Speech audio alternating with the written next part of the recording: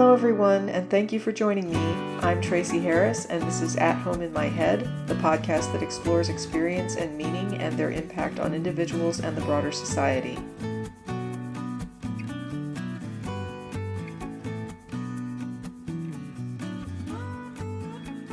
Today I have a special treat for you, a conversation with my dear friend, author David Fitzgerald, and his co-author, whom I had the privilege of meeting for this interview, Karis Burkowski. They are promoting their new book, clearly written by boys, a look at the male-centric authorship of the Bible, perspectives on women's stories as told through that lens, and their impact that is still with us today. And with that, let's get into it. The title, clearly written by boys, is funny, but the book itself is often brutal. It begins by letting biblical women speak and ends by asking what happens when men's account of women is treated not merely as literature or history, but as the Word of God. Before we get into individual women, how did the two of you end up collaborating on this project? That was an interesting happenstance. We met at something called BahaCon. That's the Blue Water Atheist, Humanist, and Agnostics Conference in Sarnia, Ontario, 3 years ago. This was not long after the Dobbs decision and the rollback of Roe versus Wade. Being a woman of a certain age, remembered fighting those battles back in the 70s. I remember dealing with all of those same issues.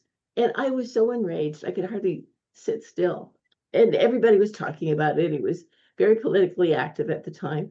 And then I listened to David do his talk about the Bible and things about mythicism and so on. And things just started to click, and I had to talk to him. So we got talking actually quite a bit. And the conversations carried on after the conference. And it wasn't too long before we decided that with his knowledge of the Bible and all of that history and my sort of angry feminist passion, that maybe we could do a book. And it kind of was born out of that. Absolutely. And we did. Yeah. All right. David, do you have anything to add to that? No, that's exactly what happened. I couldn't said it better myself. So you're not going to mansplain it. You're just going to. Well, I will not to mansplain, but just to add on to it. Karis had already written a book about why men made God, and she was thinking about doing a second edition of that. And the more we talked, it's like, don't do a second edition of that. We'll write a book, and here we are. And then when David came up with the idea of calling it clearly written by boys as opposed to men, which was like a nice little poke at the patriarchy. Girls. I mean, I loved it instantly. That little tweak kind of encapsulates what we're going for. It's like, no, we're not going to dignify it by saying that this is the word of God. We're not even going to dignify it by saying this is the word of men of God. No, these are incels writing from their mom's basement in ancient Greece or ancient Judea, creating a religion to make boys on top. It's interesting that you mention that because it seems like grown men only refer to themselves as boys when they want to avoid any kind of accountability, right? So something happens, there's an accusation of sexual violence, and suddenly boys will be boys, right? Not men will be boys. Yep. Don't get me started. So the book is a retelling of 5 women's stories: Eve, Jezebel, Ruth, Esther, Vashti, and Delilah, from women-centered perspectives, but that's only roughly about a third of it. The larger project is reconstructing what the biblical text obscures about those women, examining how male authors turned women into property, temptresses, reproductive assets, or supporting characters, connecting biblical ideas to purity culture, domestic abuse, reproductive control, and Christian nationalism, and asking what religion and perhaps society might have looked like if women's experiences had shaped its foundational stories. So each of you bring to this a different type of authority. So Karis, you brought a lived experience, which included 1950s purity programming, an abusive husband who explicitly called you property, single motherhood, feminism, religious study, and humanism. And David brings biblical history, textual criticism, comparative religion, and a longstanding skepticism about how Christian stories were composed. How did those two backgrounds mesh during this collaboration? beautifully in a word. Those 5 stories that we tell in the very beginning, that really is just the opening of the book. We could have told every woman's story from the Bible, and we also considered telling Lilith's story because we both are big fans of Lilith, but we had to stay on target and don't let mission creep drag everything in. We stayed strictly focused on the Bible. We had a whole wish list. Okay, we want to talk about women's property. We want to talk about virginity, menstruation. The list went on and on and on. And also talking about how, yeah, that's all the Old Testament. New Testament's no better. It's not like Jesus came down, oh, forget all that evil stuff. Now we've got Jesus and he's full of love and he loves women and blah, blah. Like, no, he's just as bad if he existed at all. And that's a whole other thing. But the Jesus we have on paper in the Gospels is not a egalitarian dreamboat. We do a Cosmo quiz. Is Jesus a bad boyfriend? Does he gaslight you? Is he catfishing you? And we talk about his teachings on divorce, Jesus Christ, divorced attorney at law, and how even Christian feminists, and bless them, we love Christian feminists. We wished all Christians were feminists. They go out of their way to raise up Jesus as if he's going to make up for all the bad stuff in the Old Testament. But when you actually just read them, we don't have to really dig into the context very hard. We just say what he says. Yeah, he's not making it better. He's in many cases making it worse, especially considering the status of women around him in other countries at the same time. And when we tell those first 5 stories, which are really just to draw you in to the rest of the book, because they're fun to read, we don't change anything that's in the Bible. We don't change the facts as they are presented. We just give you what those women were thinking at the time and what was motivating them and how they had to deal with the situations that they were in. Once you understand, for example, Ruth, whither thou goest, I will go. And she, it sounds like such a lovely story. But once you understand that she was a Moabite who had married someone from Judea, if she had stayed there, her culture, her family would not have accepted her back. They would not have been happy with the fact that she married out of the culture in the first place. Yeah. So the idea of her begging Naomi to take her with her has a different feel to it. And then when they get there and you realize that the two of them are going to be living a life of poverty with no man to take care of them, no son, no father, no husband. They are desperate. They have to find a way to survive in a culture that's based on male ownership of everything. So then when we get to the story of where Ruth has to seduce Boaz, it takes on a different context. Like it takes on different meaning. It's beautiful. I mean, it's fortunate that she actually likes him and he's a decent looking guy and a nice guy. And that works out beautifully. But even after she has the baby, they take the baby and they hand it to Naomi and say, Naomi has had a son. It's just like that scene in The Handmaid's Tale when they take June's baby and give it to Serena and say, Serena's had a baby. Like you feel things differently when you look at it from the woman's perspective. Just that one little tweak of telling it in her voice from her story on all these different 5 stories of the Bible's most loved and hated women, it just changes everything. It brings these 2-dimensional fictional characters to life in a way we don't get in the original text. And again, we don't try to like rehabilitate Jezebel. We didn't try to rehabilitate Delilah, but we tried to give them more of a sense of agency and just tell it from their point of view. And that changed everything.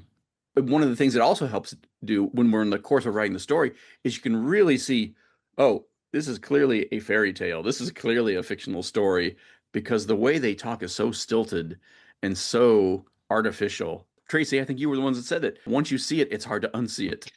And the other nice thing about it is after each story, we then have a commentary about that story. So anything that got missed in the telling of the story, like what was really going on in the culture at the time, what was the motivation of the writers, what were some of the factors that we can see in there, what is some of the mythology that's been pulled from earlier cultures and thrown in there, all of that gets discussed right after you read the story. So it's still fresh in your mind. That gives a different view to it too, and makes you kind of more aware of reading the rest of the Bible and looking at it with a little bit more knowledge and a little bit more skepticism. And Christians always are fans of, oh, you're taking that out of context. Yeah. You're taking it out of context. Well, we give you the context. So when they try that little diversionary tactic, you can say, well, actually, blah, blah, blah, blah, blah. I mean, don't say it like that, or you'll be mansplaining, you'll be atheist-splaining, but Were there any areas where you all actually butted heads, like where somebody had to compromise? There were times we disagreed about yeah, things, but we're both the type of people that will change our opinions if given different evidence, like yeah. more evidence and an explanation. So, for example, in the Jezebel story, David had written a section about when this young girl is sent from her culture to marry this king in a foreign land the night of the nuptials. He talked about the fact that she would have been trained by the courtesans from her culture and he presented her as this modest little delicate flower with her eyes dim, Yes, yes. all blushing and all of that kind of stuff. And I said, "You've never been a 15-year-old girl. This girl has come to this country. She has been all dressed up like a glamorous queen. She spent the last 3 days acting like a queen because she knows she has to. She gets to this bedroom scene and she's not going to be the humble flower. She's going to say, okay, this guy needs me to be his queen. He's Mm, been watching me. I've seen him watching me the mm. last couple of days. So I am going to be that queen." And she stands up full height, looks him right in the eye, and then does this deep bow. Like, okay, I'm your equal, but I will be what you need me to be. It just changed the feeling of that little Oh, section. yeah. It gives me chills just hearing you re-describe that scene again. It's so good.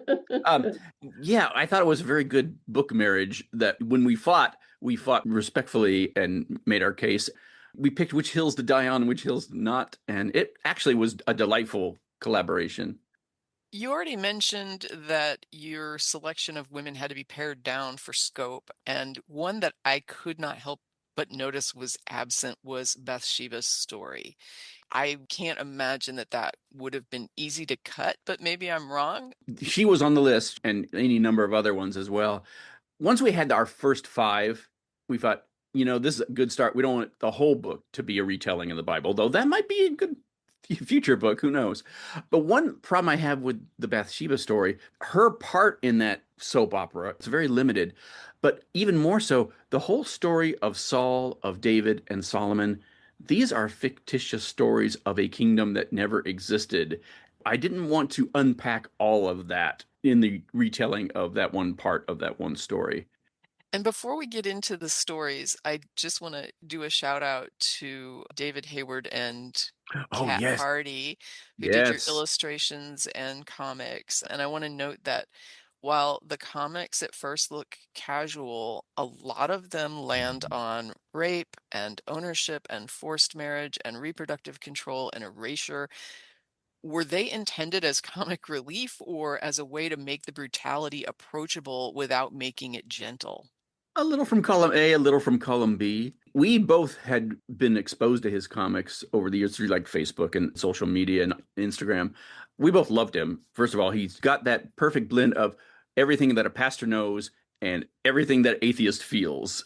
I don't want to speak for his deconstruction process where he is along that road, but he just nailed it. And when we reached out to him on a whim saying, "Oh, I like his stuff too. Yeah, I like his stuff."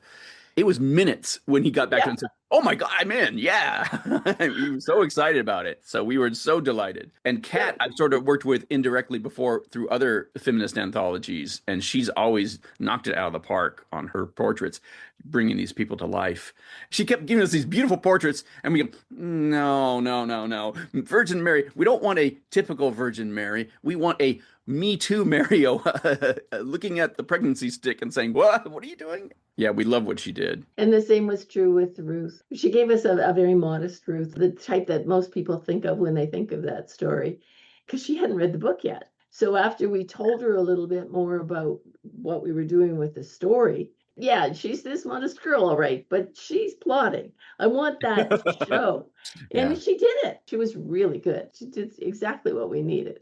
Probably the comic I liked the best was Mhm. a kind of a bunch of men sitting at what looks like a board of directors table. Yes. And one of them is reading from a document in front of him, and he says, "Now we will discuss whether women should be allowed to take away our rights over their own bodies." Yes.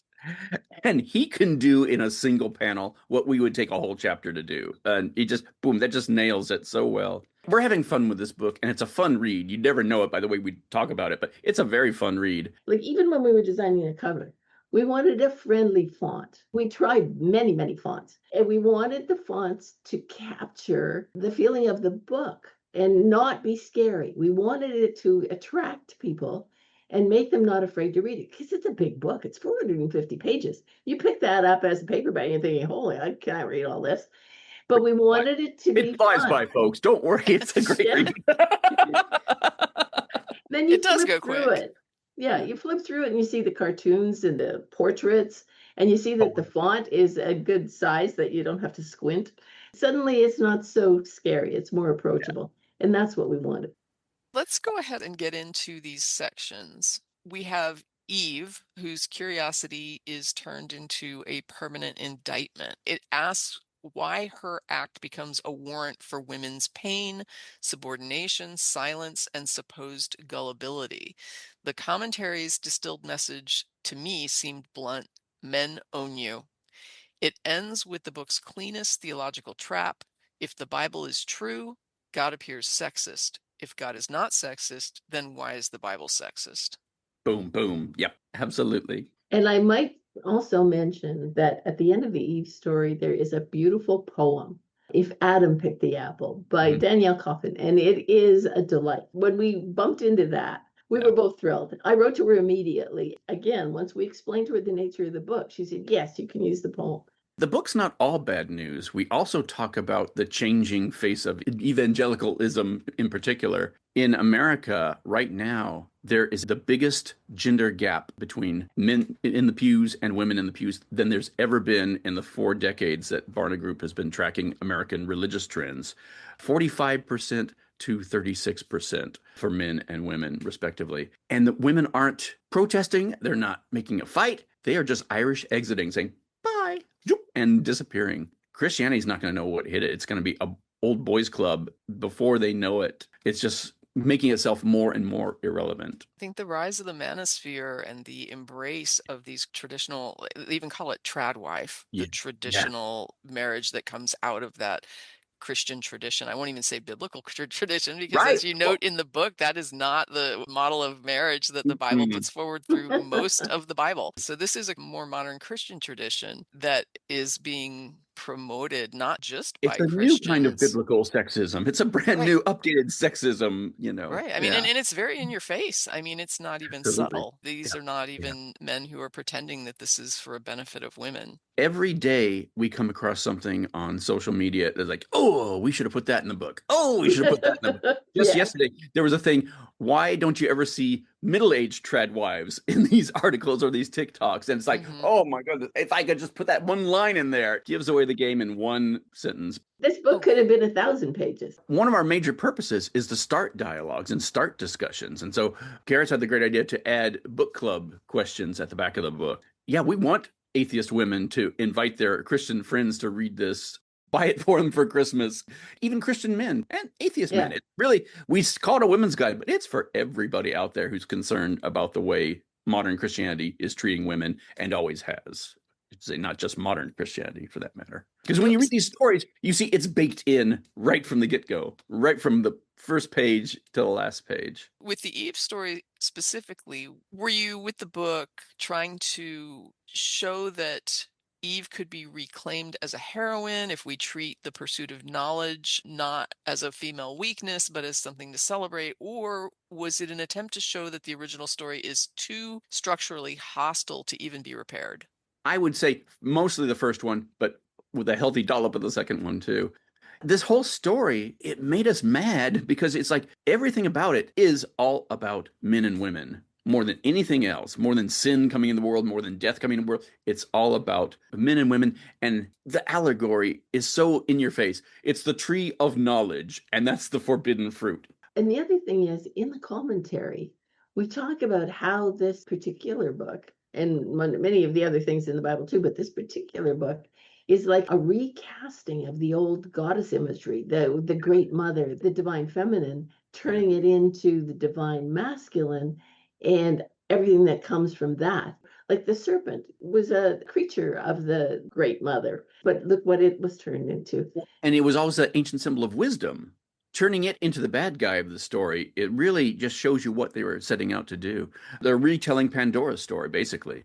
the biggest takeaway that we hope people will have after they've read the book is to understand that calling this the word of God and Mhm. saying you can't fight it because it's God's will, there is no word of God. This is stuff Yeah. that guys wrote and they Yeah. had a purpose.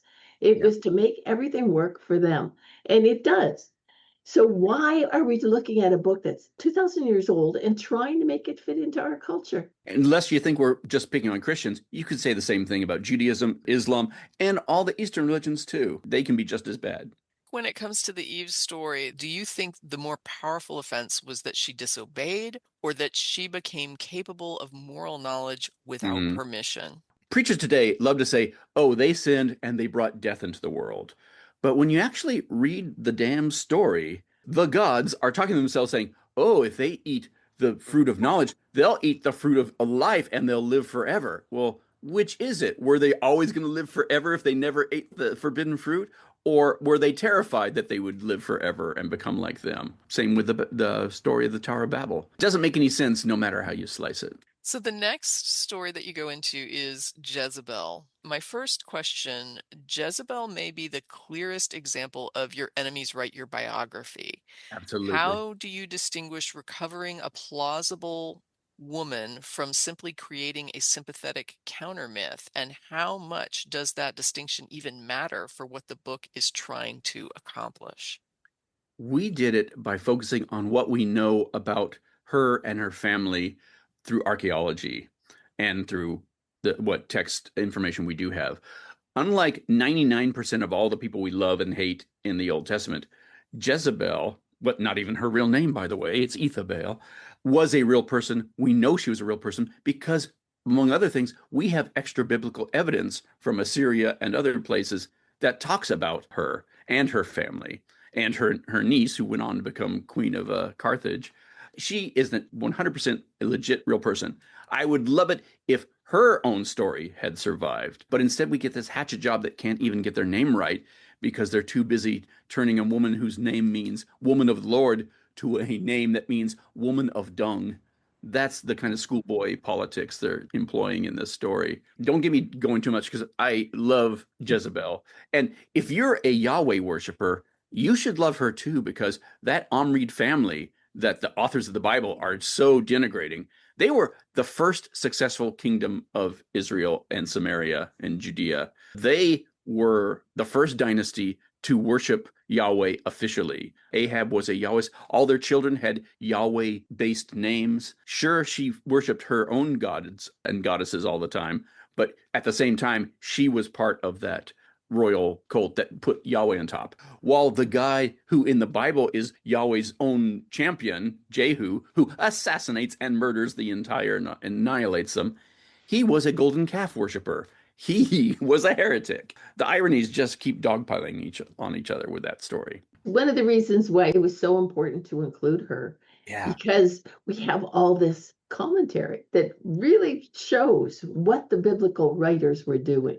Yeah. and that you can't take them at their word. There's just a Yeah. lot going on behind the scenes. It seems like Jezebel is a super gendered slur because it Yeah. fuses female sexuality, foreignness, political power, religious disobedience all into one villain. I kept noticing how powerful biblical men were granted moral complexity, while figures like her and Eve become archetypes. And David, you touched on this for just a moment when you mentioned Jehu, who I also had Mhm. added to this comment. And I said the book points out that he was involved in idolatry, but his involvement doesn't seem to matter to the narrative, while Jezebel is seen as much more defined by following a more traditional Levantine pantheon religion. But there's Right. more. Give me a Oh, yeah. moment. Oh, yeah. There is a selective nature to this idea of all have sinned. You can have a Mhm. person like Trump who is extremely morally compromised, unrepentant, and a walking antithesis of what most people view as Christian life and values. But he still got the Christian vote when it comes to the most Bible thumping sects. They point out that God doesn't need people to be perfect in order Hmm. to achieve, God's ends. But As long when as they're not Democrat. Yeah. But when a woman goes for an abortion, their narrative of God using unbiblical actions and people to greater ends, suddenly they refuse to support a person doing a thing they view as ungodly or sinful. I don't expect you to explain it, but I can't help but notice how selective they are in which harms they overlook Yeah. versus what they decide should have zero tolerance. And I think it ties right back to Eve and this idea that it's okay for women to suffer. Trump's Yeah. documented violence against women fits their narrative.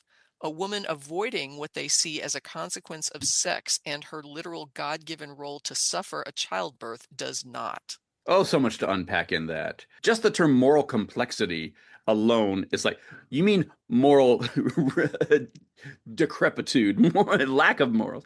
The Samson story, we talk about, yeah, he's held up as a judge of Israel, but he's too busy literally murdering and whoring to do much of judging. Judging. Yeah.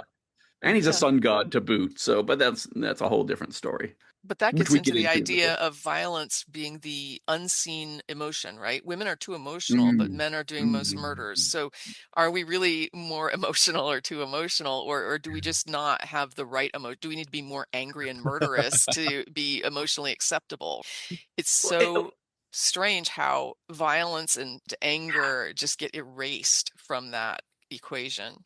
if you just look at women alone, the way the Bible treats women who are villains and women who are victors, it depends if they're Palestinian or Philistine or if they're Judean or Israelite. They have the same toolbox, the same seduction, the same betrayal is their weapon. But if they're on our side, that's good. If they're on their other side, that's bad. Even the story of Ruth, if that had been the story of a Jewish girl who married a Moabite family and said, "Where you go, I will go, your gods will be my gods," then we'd say she was a filthy idolater. But because it was the other way around, we think, oh, Ruth is a beautiful story. I So, actually have a question for Karis on this one. The book recognizes Ruth as one of the Bible's sweetest stories while also reading it as literary fiction, sexual comedy, a rebuke to the xenophobia of Ezra Nehemiah, and a story in which Ruth and Naomi's security still depends on marriage, male lineage, and reproduction. There's a big part of me that can't help but notice how women today are still very much in that same boat. Absolutely. Things have not changed. The Bible has been part of the structure of our culture for thousands of years. It maybe started in the Middle East, but it was carried by the Romans through to Europe and from Europe through to North America. And our cultures are taught from that book from the earliest childhood. Those little stories we get in storybooks when we're just little kids are conditioning us all along. The mothers used to be the most important people that went to church, and they would take their kids to church and they would teach those lessons to the children. And so our culture just absorbed this kind of thinking without even being aware that we were absorbing it. For the longest time, women couldn't even read. They were preached to, the stories were told to them by male readers who read these things and wrote these things and preached these things. And then the women carried it on in the families, and everybody came to believe it and think of it as normal. That's why we're still in that mess. yeah. But modern women are becoming more aware and reading more and knowing more and having more knowledge of history. So things are starting to get shaken up. And we just really hope that this is going to help. This is a tool that they can use. And with feminism, that actually promotes the idea that women should have direct access to resources, just like men have direct access to resources. And with that has come less dating, less marriage, less childbirth. I mean, women are, when they're handed agency, all of these narratives of us being the natural nurturers and needing marriage, like marriage is to protect us, and we all want to have babies. And the moment you give us the freedom to make the choice ourselves and actually say you won't starve to death if you don't choose what we're telling you, you start to see women start to choose differently. Yep. Absolutely. Yep. Absolutely.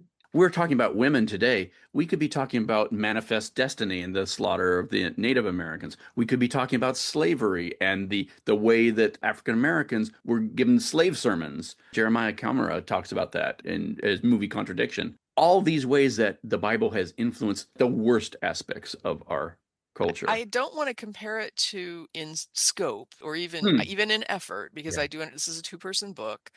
But there was a big part of me that kept thinking about Project 1619 that Yeah. was about rewriting history and including more non-white voices and Black voices in the telling of that US history, and how negatively it was received in some circles who just did not want that history to be told.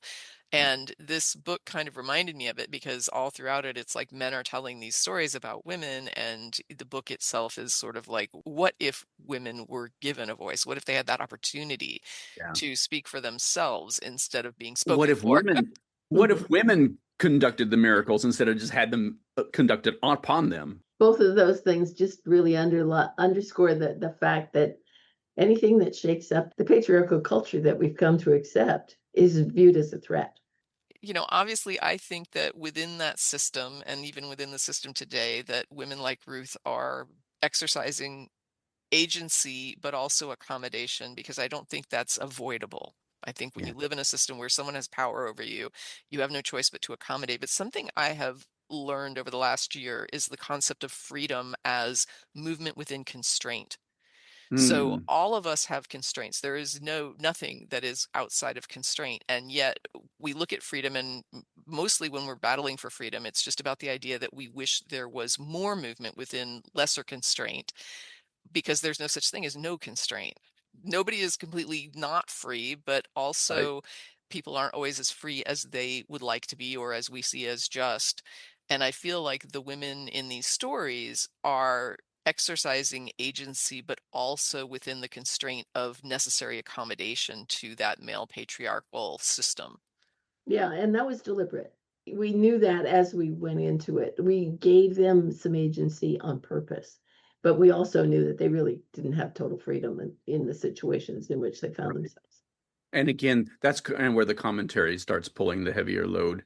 We weren't trying to rewrite these stories, just to shine a different light on these same stories. So we couldn't give them a lot of agency, but we could at least give them some, whereas the Yeah. original writing didn't give them any. At least we hear their thoughts and Yeah. feelings and desires. We treat them as thinking, breathing human beings, which a lot of times the text doesn't even do that for the men.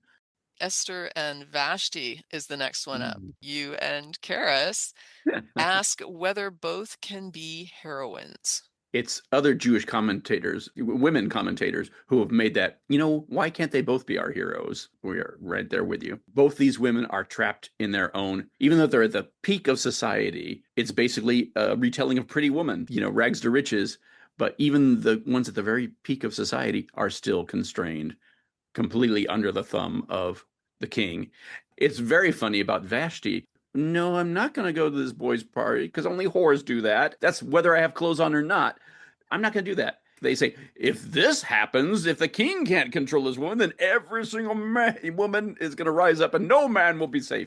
That's what part of the story is Yeah. about. So it's hilarious how you can't get away from the anti-feminist sentiments in the Bible. The very first question I have says, interesting that part of why Vashti is punished is that she might give other women ideas. Mm-hmm. It does seem to me that in the question of, is it the disobedience or is it the thing they did, it's almost always that it's Yeah. just that they disobeyed. I have a Yep. feeling that even Exactly. if they were told to, walk into a furnace, if Yeah. they disobeyed, nobody would be saying, well, I understand that. They would be Yeah. saying, no, you can't disobey.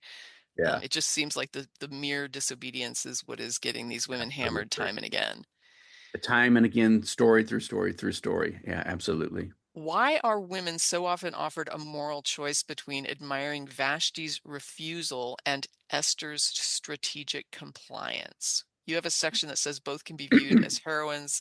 Vashti's a pagan woman, so we don't care about her. We only care about the Jewish woman, the heroine. Yeah, there's always that layer. That's right. That's another thing that goes throughout the Bible is sometimes they're not actively going after women. They just don't care. They just don't even think to include them. When you get to the New Testament, it gets even worse because these monks writing the stories and preserving the stories, they don't even like having women being part of the early church, let alone leaders, let alone apostles. Yeah. So they change the names or they erase them altogether, or they'll change it from a female name to a male name. It's so blatant. It's so shameless. So sexist. And Karis, is Esther's story a liberation narrative if her path to power begins with women being collected for a king? Well, it's a story of her making the most of a bad situation. She's put in a situation where one wrong move, one night of not being successful, and she's locked up for the rest of her life. It's a nice place to be locked up, perhaps, but then all of her agency is gone. Yeah. So, I mean, it is a fairy tale, that's fine, but she makes the most of the situation that she's in. Even when she becomes the queen, she has very little power. She Yeah. can't walk in and talk to him without permission.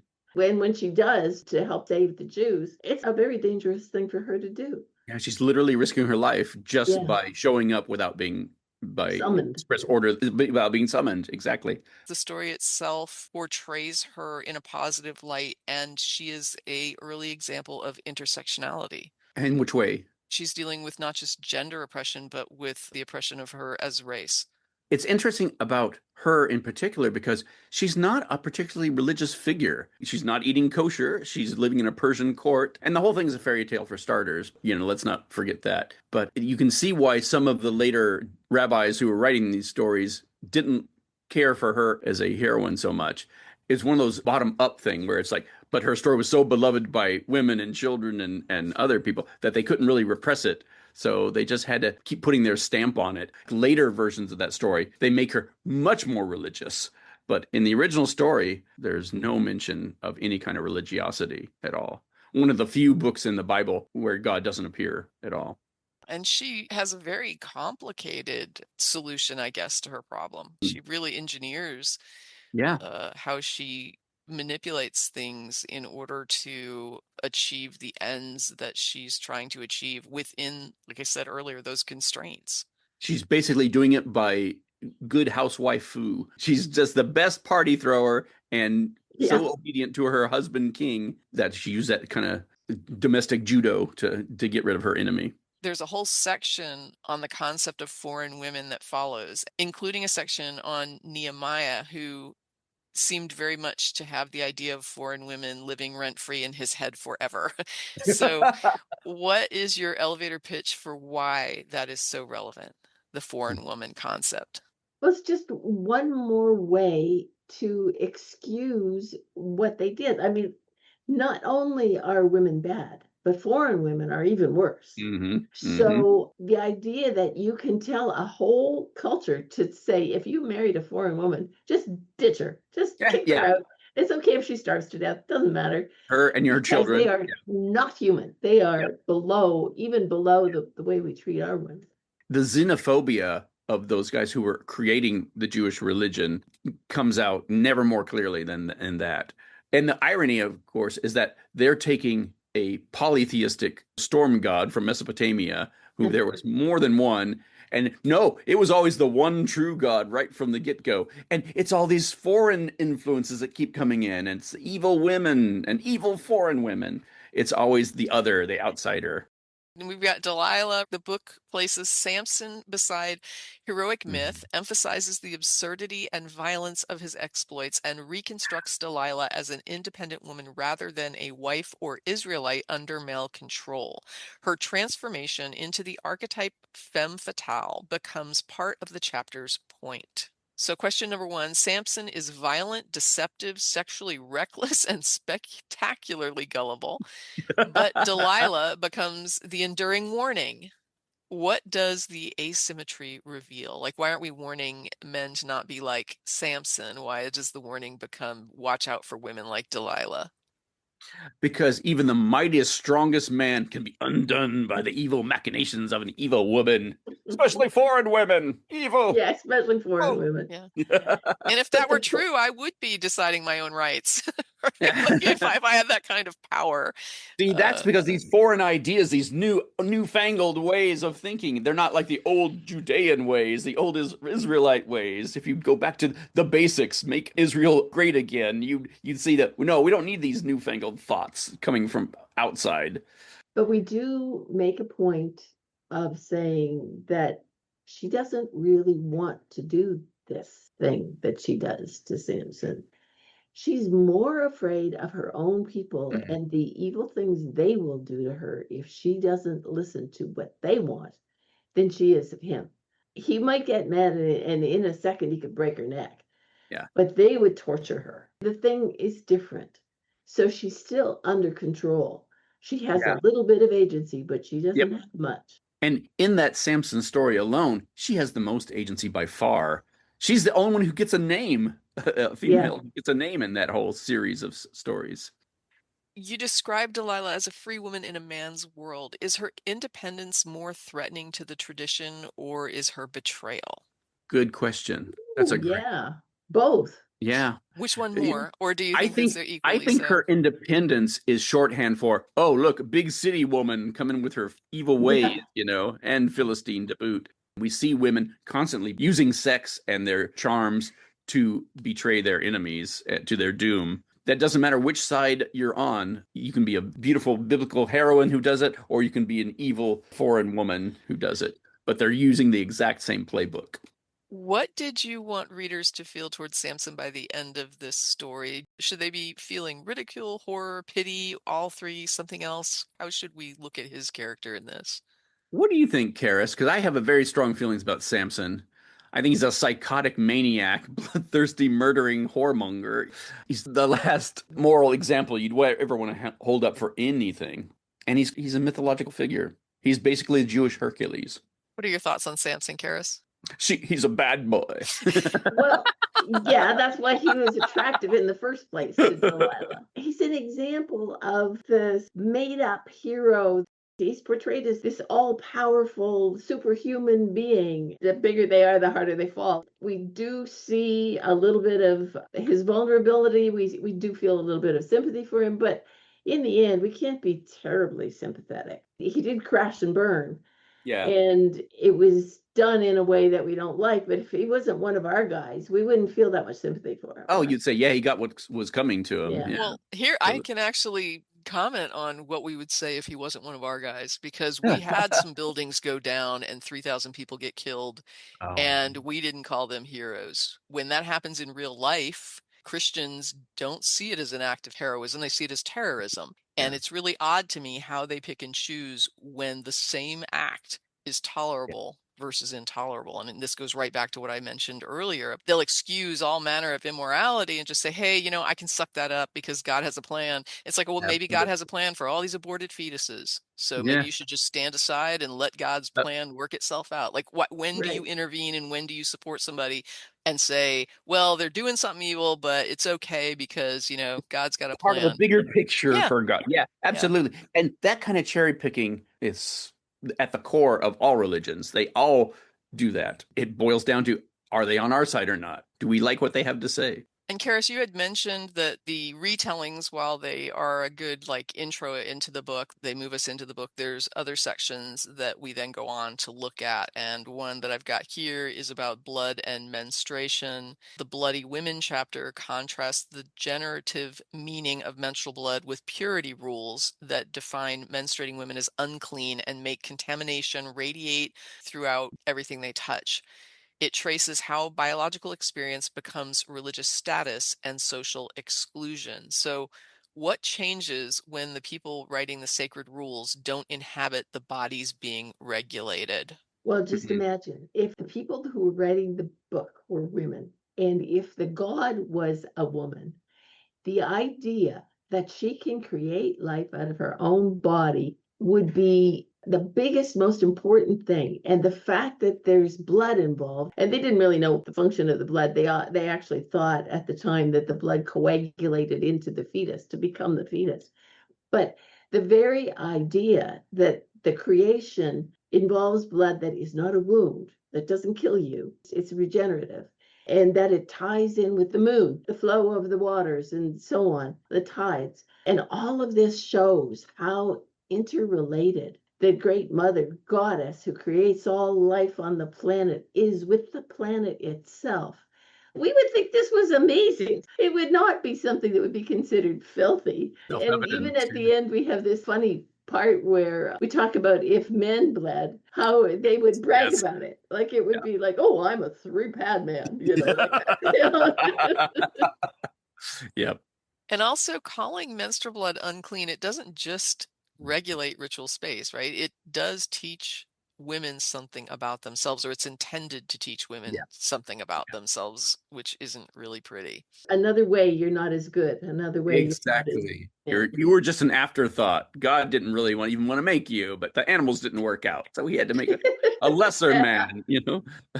And then there's a section on family values and women as property. The book examines bride wealth, arranged marriage, reproduction, tribal boundaries, parenthood, adultery, divorce, inheritance, slavery, and the stories of daughters treated as assets or, and I like this one, sacrifices, right? The Yep. idea that they're literally being handed over.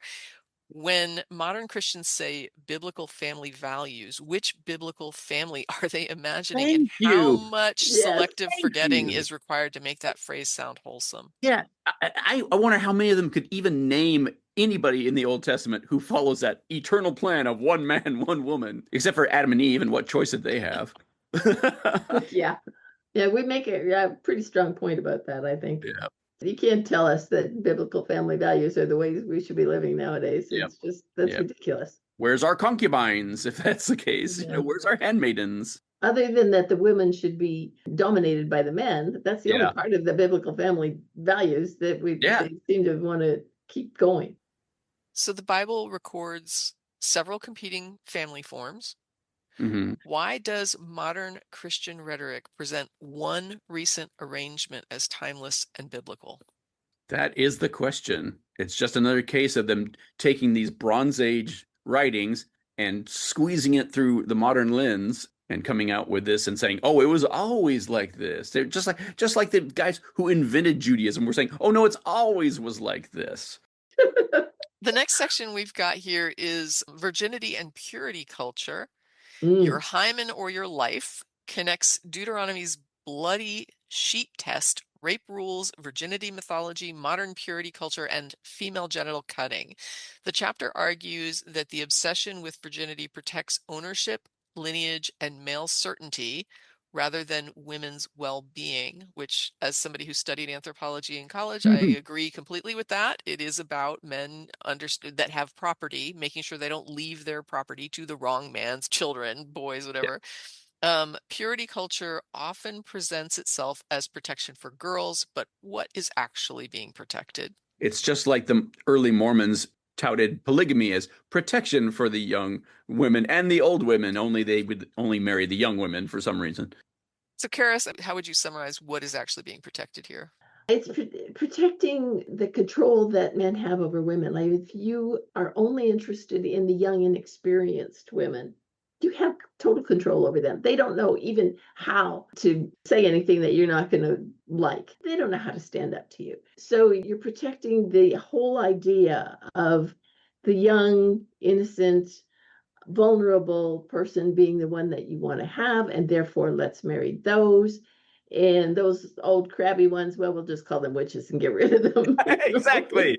Exactly. Yeah, I remember when I first heard this in anthropology, and you marry them as early as possible so that they don't have any sexual, not just sexual experience in the realm of being able to, quote, train them, but sexual experience in the realm of, I know she is not pregnant. So you marry them young so that they don't have any prior sexual partners.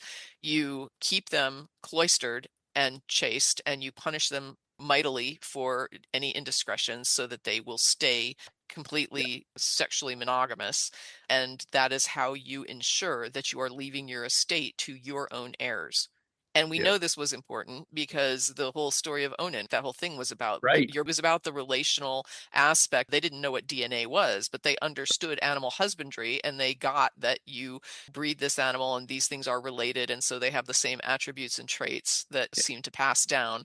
They got that much. That's all you really need to understand. For example, there's something called partible paternity that exists in Central South, I think it's South America. I'm not sure about Central America. There are tribes that have the idea that any person the woman has sex with when she becomes pregnant or during the pregnancy, that male contributes to the offspring.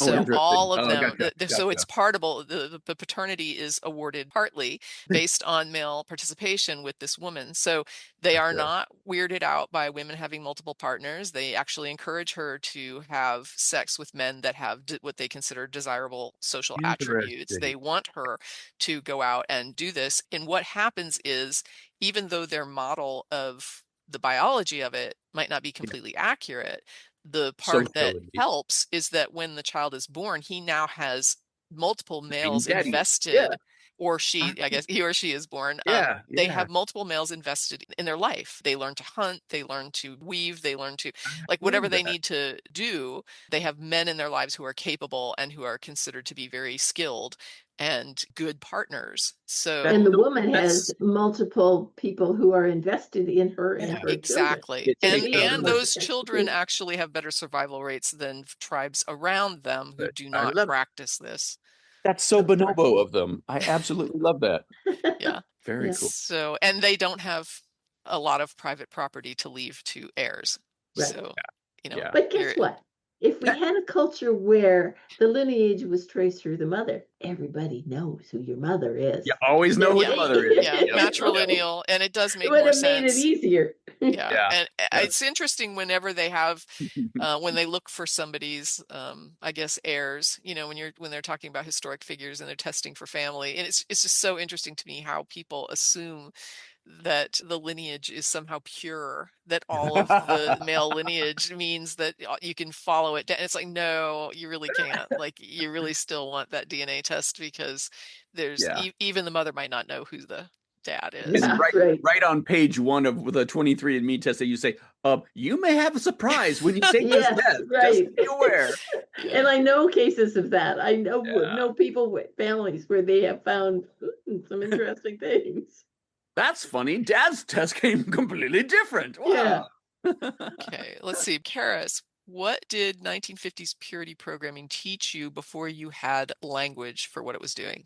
Well, the fact that it was always the girl's fault if the boys were tempted. Your skirt couldn't be too short. You couldn't have a bra strap showing. I mean, that was obscene if your bra strap showed. Just little things like that. It was always up to the girl. We had to wear girdles so that our bums wouldn't jiggle if we walked down the hall. Can you imagine?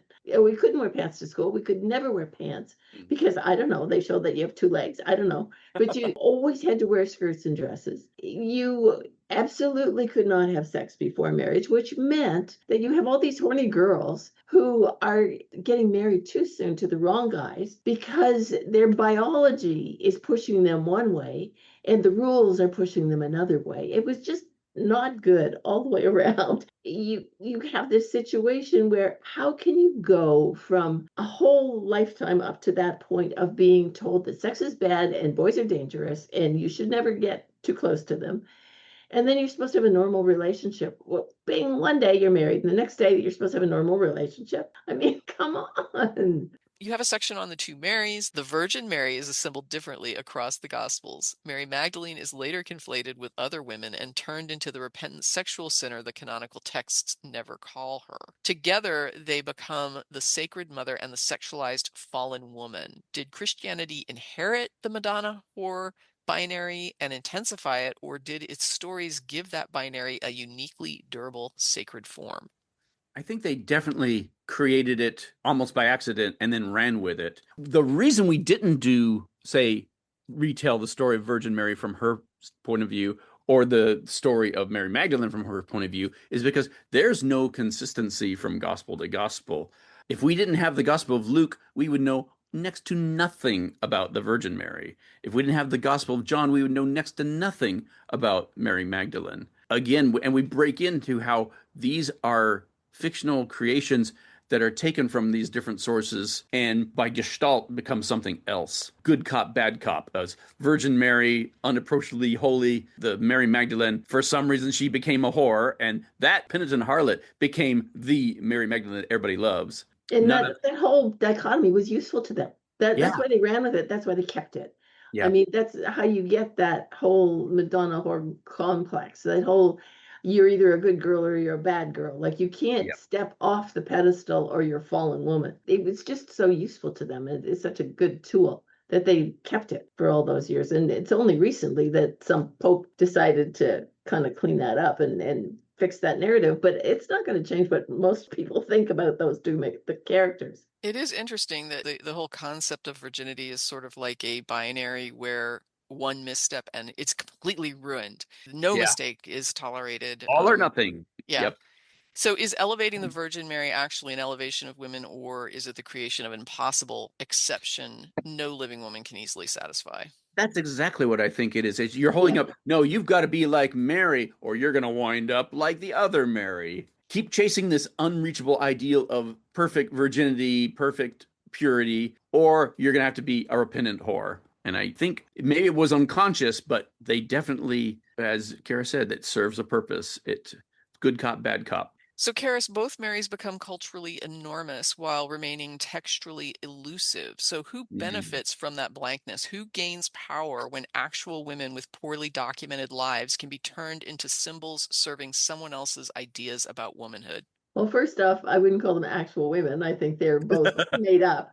But the fact that they are given this big or larger than life presence in the religion, even though the Bible hardly mentions them, Yeah. it just shows how useful they are. It just shows that having those two characters makes it so much easier to control women. Like, you have to try for this goal, and we will only accept you and think you're good if you are really coming close to that goal. Or you're going to fall off that pedestal, and then we can treat you badly, and we're comfortable with that. It's a deliberate continuation of that duality for women, because as soon as you can always criticize them for something, Yes. it just makes it easier to control them. And the whole thing underscores how this is an evolutionary process of throwing the spaghetti against the wall and seeing what sticks. Yeah. You see that over and over throughout religion, not just Christianity or Judaism. The next section was Jesus good for women. So let's look at that. The bad boyfriend chapter deliberately reframes Christian salvation language through coercive relationship language. So Jesus, women, and respect then questions the claim that Jesus was radically feminist, noting his treatment of his mother and the Syrophoenician. Syrophoenician, yeah. Okay, close. Canaanite woman, divorce teaching and male apostles, and the relative invisibility of female religious authority. So that claim that Jesus was a feminist often relies on saying that he treated women better than the surrounding culture. But your book disputes both the treatment and the comparison. What is the strongest evidence against the feminist Jesus portrait? There is a historian we lost, Hector Avalos, who wrote a fantastic book called The Bad Jesus, where he goes chapter by chapter and does deep dives into how Jesus is not this, he's not that, he's not that. And his examination of, is Jesus egalitarian? Is Jesus a radical feminist? Christian feminists of either sex, they tend to hold him up as what they wish he had said and what they wish he represented, rather than what the Bible has him say and the Bible has him represent. And we could take that example over and over again for every kind of issue in the Bible, the cherry picking and the do what we say, not what we do aspect of it. To hold up Jesus as this radical new teacher, just look what he says. And then ask yourself, okay, is that radical? Is that new? Is that an improvement? Or is he actually making things worse? I'll leave that as an exercise to the reader to make up their own minds about.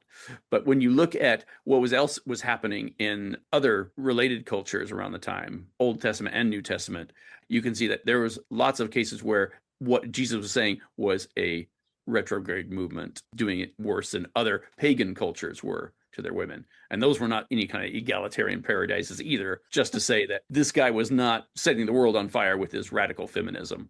And then they'll immediately throw up the Sermon on the Mount and things like that and say, but look how wonderful he was. But did that not come from other cultures too? Most of the... Yep. Yeah. Yep. There's an irony about Jesus. There's a verse that says, oh, he doesn't teach like the scribes and the Pharisees. No, he teaches exactly like them. In fact, he rips off a lot of their teachings. And the Pharisees in real life, that not the caricature we get in the Gospels, Pharisees would have loved somebody like Jesus because he hated those fat toadies, Roman toadies in the temple. Again, he embodies a lot of their teachings. But you can't have that in the Bible because just like John the Baptist, you can't have him being the good guy. He has to be subservient to Jesus. The Pharisees have to be in opposition to Jesus because they both came out of the same branch. They're not opposing religions, they're sister religions like Cain and Abel, their siblings. Movement 5 is from ancient text to modern power. So let's look at the closing movement argues that patriarchy is historical rather than biologically inevitable and describes a transition from more egalitarian or matrilineal arrangements to agricultural states and male creator gods. Traces the Madonna whore binary through institutions such as Magdalene laundries and modern sexual exploitation, and ends with Christian nationalism and the fragility of women's rights. So we have a few questions on that. I've highlighted a couple that are on the bottom of the list in case we did run short on time. I wanted to make sure these got in. Can Christianity genuinely shed biblical patriarchy without ceasing to be recognizably Christian? What a good question. Mm-hmm. I mean, if we know nothing else about Christianity, we know its evolution in action and always has been, is constantly changing, constantly morphing into some new form. So sure, in theory, you could have a Christianity that dispenses with the bathwater and keeps the baby. You'll have it going in 9 other directions at the same exact time, and who knows what would come out on top. If this book makes Christian women safer in their own faith tradition, yeah, yay, we're happy for that. But it might just be better to jettison the whole thing and go another route and try that on for size and see what they think. That's the direction I would go. I agree with you. Sure, it could morph. It certainly could. But maybe we can just show everybody that it's had its time. It's had its run. It's time now for a change. And Karis, this would be toward you. If a woman reads this book and says, I can no longer unsee it, now what? What do you want her to do with that clarity? Well, in most cases, the desirable outcome is her deconstruction from being part of that system. She can quietly leave that whole Christian evangelical religious cage. Yeah. She can quietly leave that and start to look at everything she's been taught with fresh eyes and see why it's not really an appropriate fit for her. And then she can move on and find something else. Now, that's a scary time too. Deconstruction is hard because you lose community.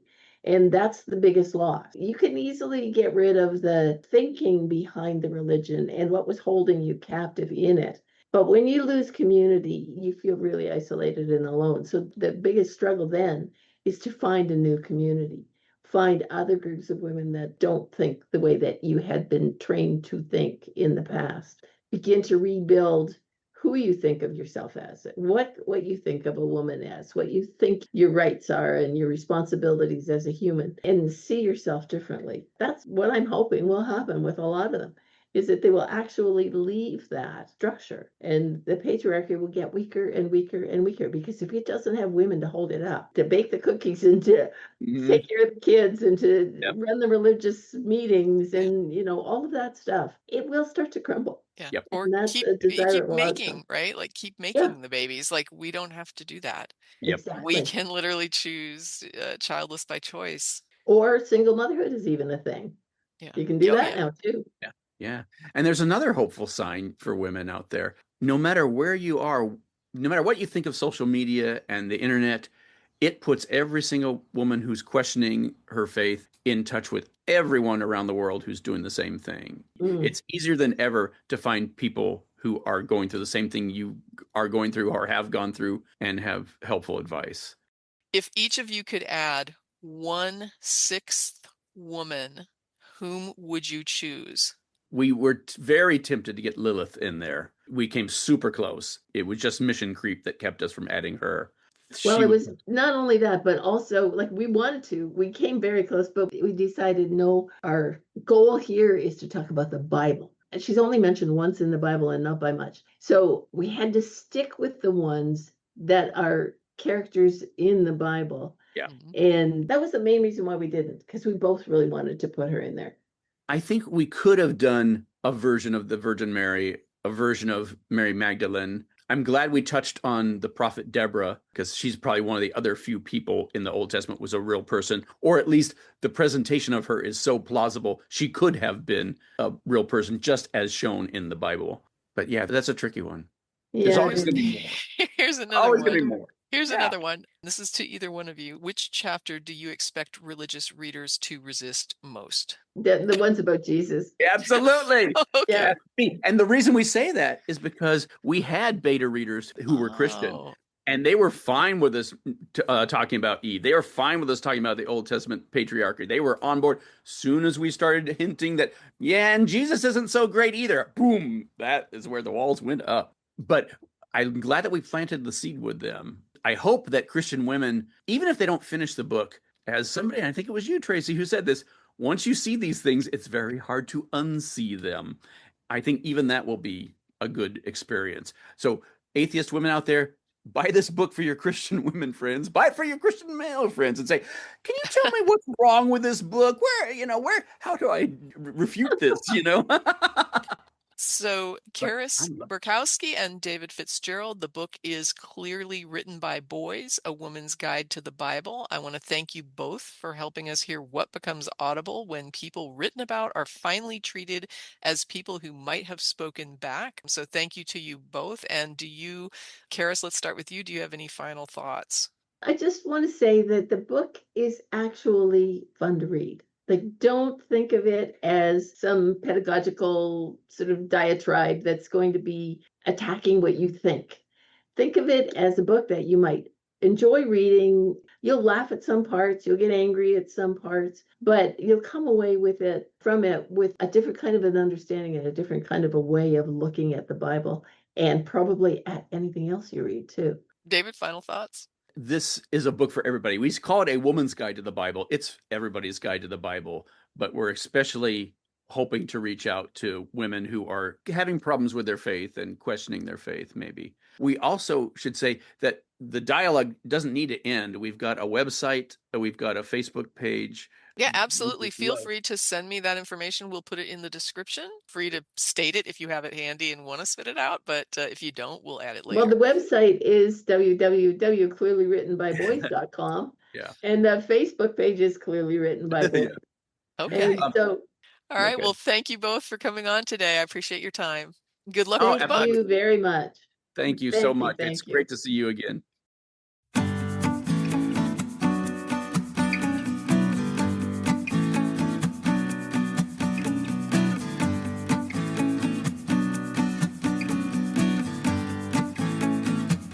That's it for this episode of At Home in My Head, exploring experience and meaning in individuals and the broader society. Like and subscribe if you enjoy these talks, and in the meantime, stay safe, be well, and never stop exploring.